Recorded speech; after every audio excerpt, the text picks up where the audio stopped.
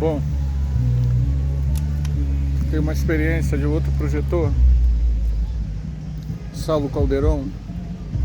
Ele conta algumas experiências que ele teve no mundo espiritual e eu acho muito interessante explorar as vivências mediúnicas das pessoas, as vivências espirituais, para nós podermos crescer juntos, né? Mesmo que a gente ainda não tenha lucidez para rememorar as nossas, ou ter mesmo as experiências, a gente pode crescer refletindo, meditando e se aproximando das temáticas.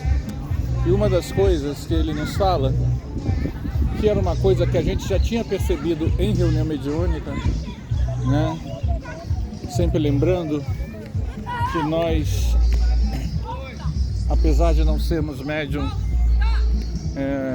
ostensivo, nós temos mais de 30 anos em experiência de reunião mediúnica e 20 anos trabalhamos nas experiências mediúnicas que o atendimento fraterno da Comerge, que é um evento espírita aqui do estado do Rio de Janeiro, proporciona. Então, são 30 anos em reunião mediúnica na nossa casa espírita. 30 anos não, 37 anos, 36 anos, né? E 20 anos de experiência no atendimento fraterno. Isso é obviamente, e muita escrita, muita literatura, né? Nós somos conhecidos, quem nos conhece sabe que o número de livros que a gente já leu sobre o tema espírita, espiritualista, além de quadrinhos, um pouco acima da média das pessoas. O mais importante é a gente procurar crescer juntos, porque nada disso ajudou a gente vencer o nosso orgulho e o nosso egoísmo, que ainda é muito grande. Então a gente vai falar da experiência do Saulo Calderon, num desdobramento que ele teve numa região inferior, umbralina, vamos dizer assim, em que ele viu vilas, né? Uma vila, porque o mundo espiritual, gente, as pessoas moram em vilas, cidades, aglomerações, favelas, como aqui. E os planos, o mundo espiritual é dividido em vários planos, mais densos ou mais sutis. Os planos, as pessoas vão para lá não porque alguém determina, mas pelo conteúdo consciencial. É o que você traz dentro de si. Quanto mais fraternidade, quanto mais amorosidade, quanto menos barreiras você tem dentro de si, mais evoluído você é.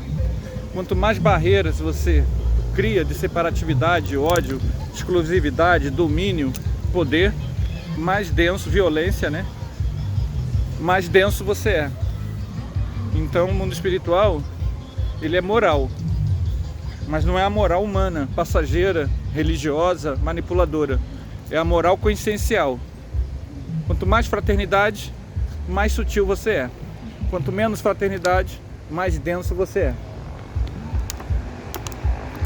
Então, obviamente, que os seres humanos, como eles vivem em sociedade há 10 mil anos, são 10 mil anos de condicionamento que você não vai romper porque desencarna. Então é comum, em todos esses planos do mundo espiritual, você ter vilas, cidades, etc. Então você vai ter as vilas umbralinas, que são cidades espirituais, mas totalmente de pessoas patológicas. E essa que o Saulo viu, ele viu com os próprios olhos, através da experiência de desdobramento, projeção astral, ela vivia perto de um oceano.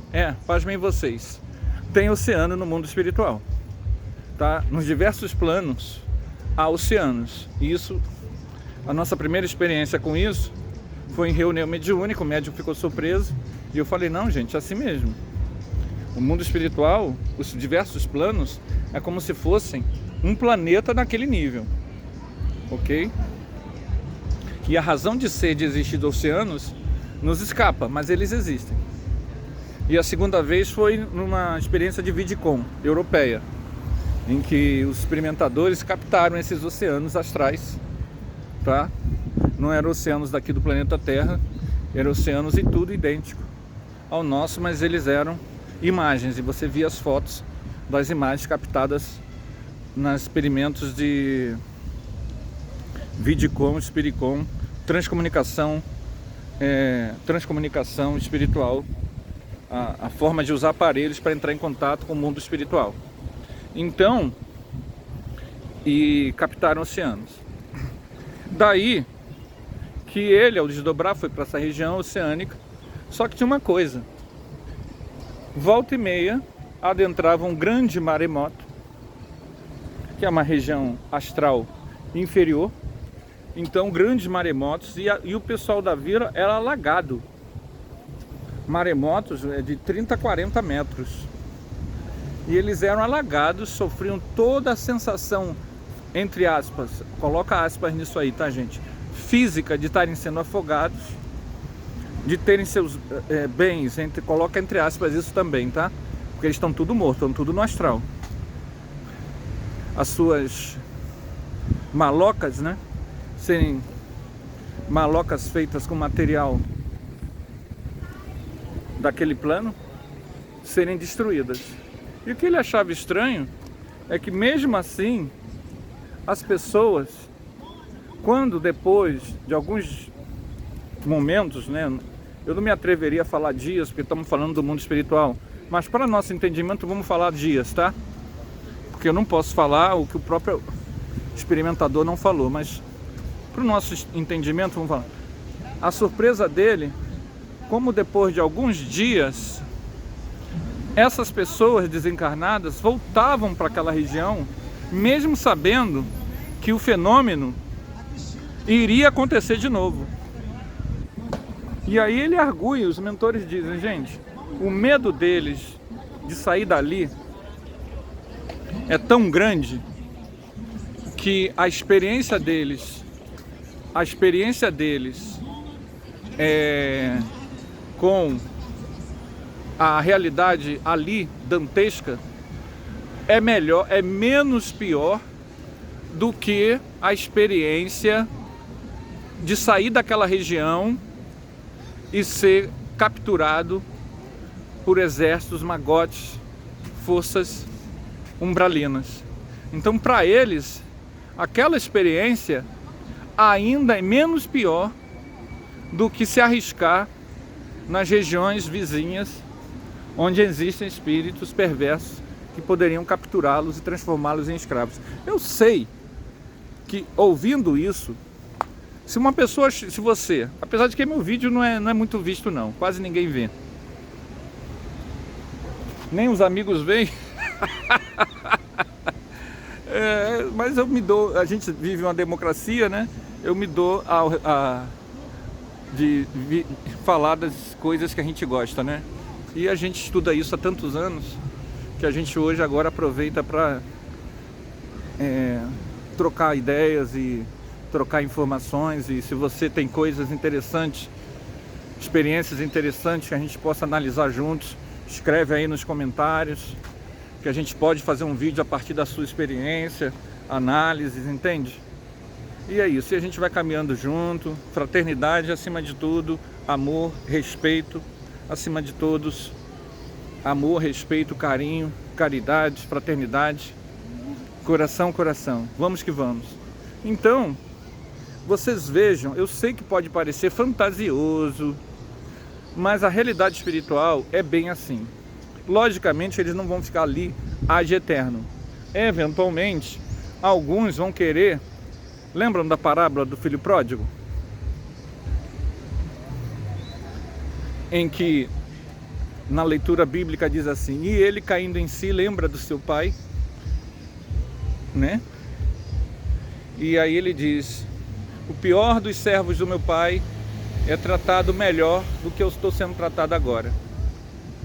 Então essas pessoas, elas vão sair dali quando elas caírem em si e começarem a raciocinar uma melhor mudança consciencial.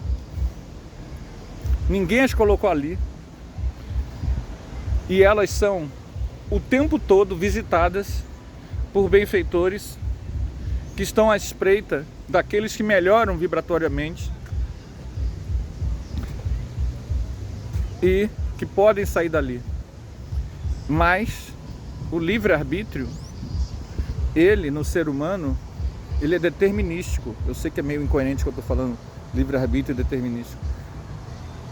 Mas não é que é determinismo, ele é determinístico nos caminhos que o espírito irá trilhar. E isso é assustador da realidade espiritual. A pessoa poderá ficar ali anos, séculos, mas é ela que vai ter que mudar consciencialmente até reencarnar a partir dali. E o que é pior, desencarnar e voltar para ali.